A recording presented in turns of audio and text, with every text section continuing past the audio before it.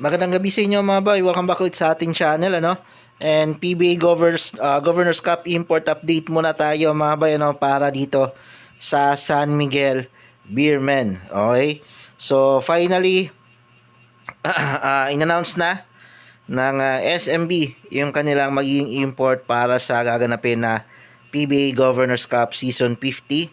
So since kakatapos lang ng Commissioner's Cup, Governors Cup naman yung susubukang sungkitin nitong SMB mga bayan, no? Ngayong July na yan, next month. So ang kinuha nila is yung former import ng Blackwater Bossing na si George King. Okay? So kung familiar kayo dito kay George King, sobrang halimaw. Sobrang galing maglaro nito nung nasa Blackwater pa to.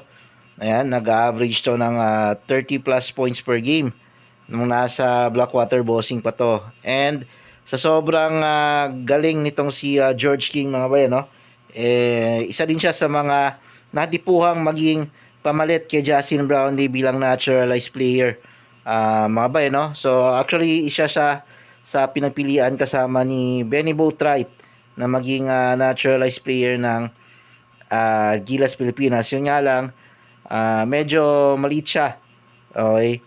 And medyo may edad na rin kasi itong si George King sa ngayon.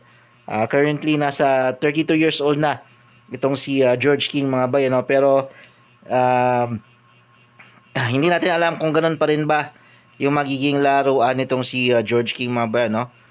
Nung huli niyang laro dito sa PBA, kung ganun pa rin ba siya ka-explosive, heavy scorer. Okay, siguradong swak na swak. Fit na fit talaga yung laruan nitong si George King sa SMB mga bayan, no? And siguradong malayo yung mararating ng SMB dito sa kanilang import na si George King. Ayan, siguradong hindi sila magsisisi dito and malamang hindi na sila magpapalit-palit pa ng import.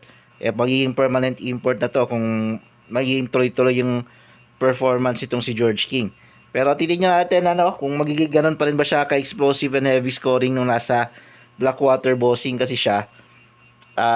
Siya talaga yung mga inaasahan na bumuhat sa team talaga nung nasa Blackwater pa siya. Pero ngayon, since nasa isang powerhouse team siya, yung SMB, tignan natin kung ano yung magiging adjustment ito si George King ngayong Governors Cup. Kung magiging team player ba siya or ganun pa rin yung style niya na heavy scorer.